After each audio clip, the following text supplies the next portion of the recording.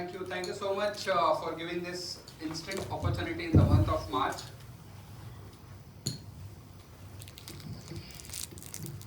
ये पिछले कितने दिनों से वीडियो भेजता है 50 लाख 50 लाख 50 लाख किसके लिए? बच्चों के लिए, शादी के लिए, एजुकेशन के लिए।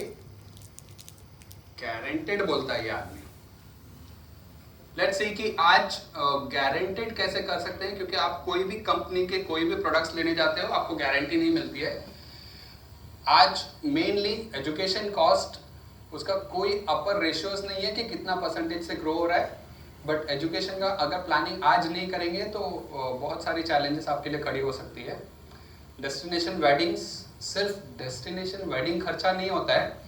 आजकल दहेज के लिए आज भी पैसा देना पड़ता है या गाड़ी देनी पड़ती है। So education and child's marriage is the certain need. ये एक फिक्स टाइम डेट लेके आएगा कि आपको पैसा देना ही देना है। तो उसको कैसे गारंटी करेंगे? आपके पास दो टाइप्स ऑफ इन्वेस्टमेंट प्रोडक्ट्स है।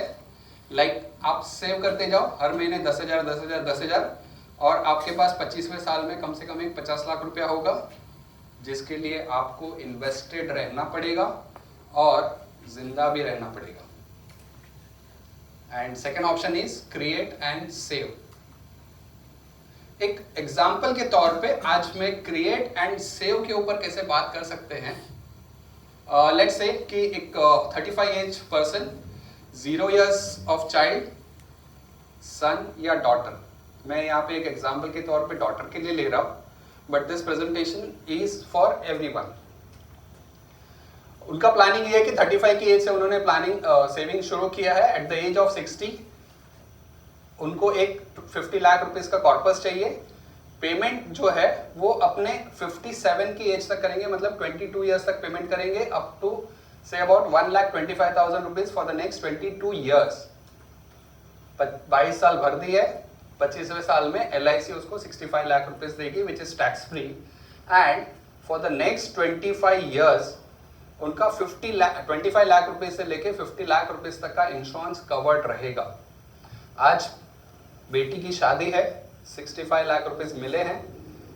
एक फादर ये बोलते हैं कि मेरी बेटी की शादी में दुनिया की सारी खुशियां मिलनी चाहिए, और वो वहां पे आज एंजॉय भी कर रहे हैं।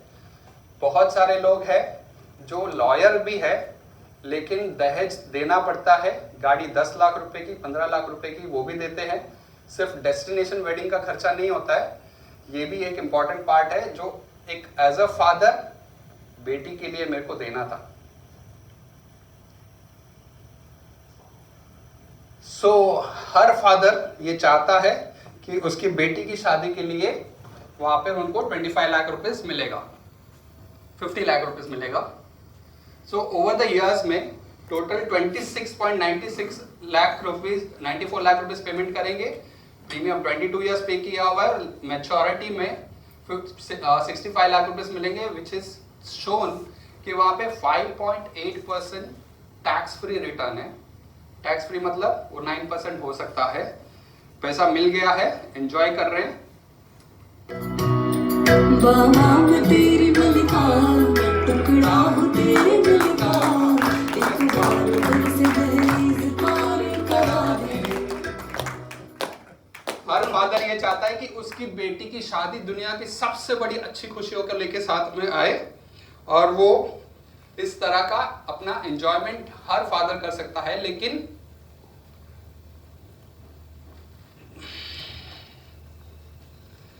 ये ऊपर वाले की देन है।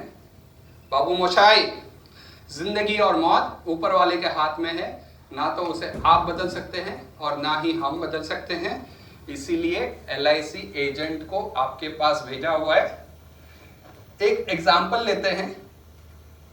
In case of unfortunate event under this policy, उन्होंने पॉलिसी तो ले ली है, 5 साल तक प्रीमियम भरा है, 1,25,000 रुपीज पर ईयर। 40 की एज में सडन डेथ हो गई है।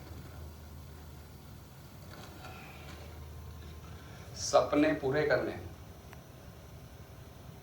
LIC है तो 25 लाख रुपया इमीडिएटली देगा, और in case of accident family को वहां पे 50 लाख रुपया मिलेगा, कोई प्रीमियम का रिस्पॉन्सिबिलिटी नहीं रहेगा। हर साल LIC education point of view से बेटी या बेटे को 2.5 लाख रुपया हर साल देगी ताकि मेरा सपना चालू रहे। और जो मैंने सपना देखा था कि 65 लाख रुपीस मिलना था, 50 लाख रुपया मिलना था, LIC 67 लाख रुपीस उसका 10% और एक्स्ट्रा मिला के दे रहा है कि पैसा है तो शादी अच्छी तरह से हो सकती है। आज 2%, 3%, 5% और 10% पे लोग पैसा उठाते हैं बेटी की शादी के लिए। घर, गाड़ी, खेती सब बिक जाता है। तो बेटर है कि आप इस तरह के प्लानिंग आज से करके रखो।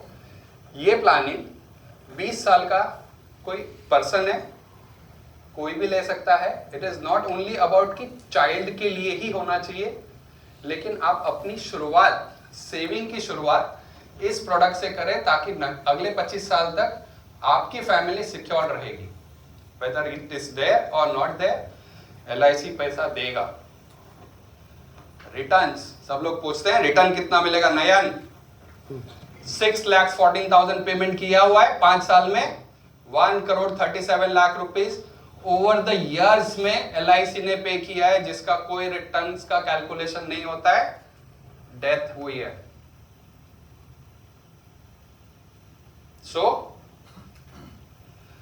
एक केस स्टडी बताता हूं। एक बैंक मैनेजर जिन्होंने 2 साल पहले अपनी बेटी की शादी की थी, जहां पे उनको 25 लाख रुपीस LIC से आया था। एंड वो हमेशा जब भी हम पर्सनली मिलते हैं, फोन पे बात करते हैं, ग्रुप्स में मिलते हैं, ही सेज नयन तूने अगर प्लानिंग नहीं किया होता ना तो मेरी बेटी की शादी में 25 लाख रुपया नहीं आता था, और मैं उसके लिए तेरा हमेशा शुक्रगुजार रहूंगा कि तूने मेरा राइट टाइम पे प्लान करके दिया है। So always it is to be better to plan early age. And second example है, यहाँ पे आज बेटी 22 ईयर्स की है, she is doing some studies in the science. Father की डेथ हुई है 15-16 साल की उम्र में। फादर ने प्राइवेट कंपनी के पास एक पॉलिसी लिया हुआ था, उसका प्रीमियम वेव हो गया है। 21st ईयर में इस डॉटर को पैसा मिलने वाला है। मिस सेलिंग क्या होता है, हर ब्रांच से कम 10 अलग अलग ब्रांचेस से बेटी को फोन आ रहे कि तेरा ये पैसा टैक्सेबल होने वाला है, आप हमको आके मिलो, आपका मैच्योरिटी की डेट से पहले मिलो, नहीं तो आपका 20% कटेगा। इंश्योरेंस के पैसे में टैक्स नहीं होता है, स्पेशली डेथ क्लेम में तो टैक्स होता ही नहीं है। लेकिन ये मिस सेलिंग है। बोले मैं ब्रांच में आ जाती हूँ, बोला नहीं, हम आपके घर पे आएंगे, आपको प्रेजेंटेशन देंगे ताकि आपका कैसे टैक्स बचेगा। आपको पता नहीं है कि आपके ना रहने के बाद फैमिली के लिए क्या क्या चैलेंजेस होंगे। सो इमेजिन भी नहीं कर सकते। ये this is one of the example. मैंने यहाँ पे 2 मिनट्स और लूंगा, प्लीज अलाउ मी।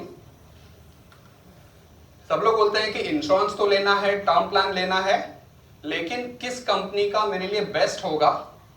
तो यहाँ पे 2 मेजर क्राइटेरियाज है कि आपका अमाउंट ऑफ क्लेम्स किस कंपनी ने ज्यादा पे किया हुआ है, या एवरेज क्लेम रेपुटेशंस किस कंपनी का ज्यादा होता है।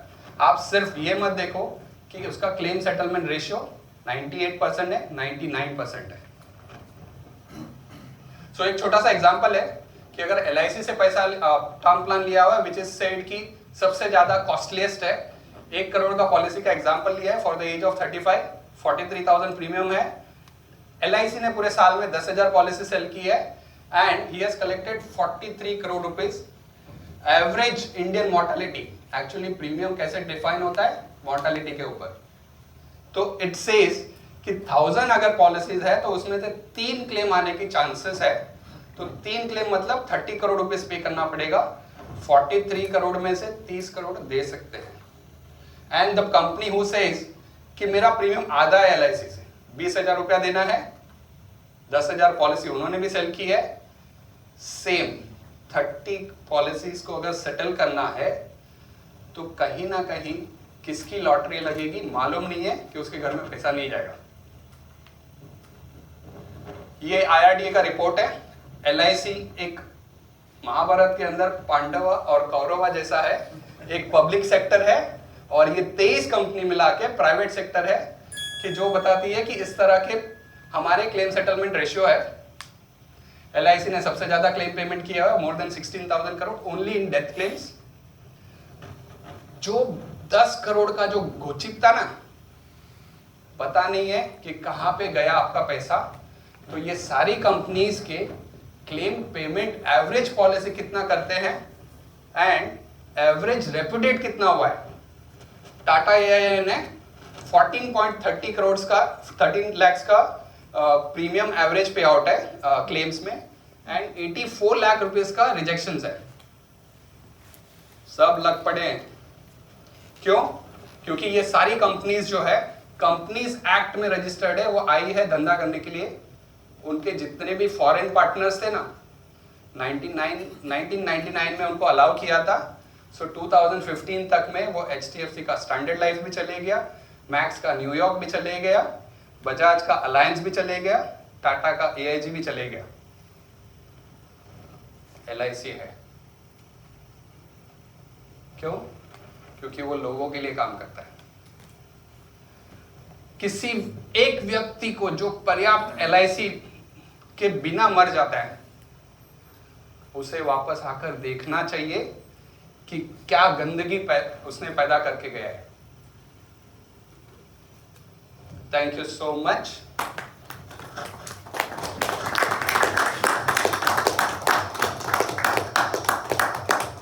LIC नयन हर पल आपके और आपके फैमिली के साथ। Thank you. ये तो दिल को छू जाने वाला और आंख खोलने वाला प्रेजेंटेशन था। Thank you.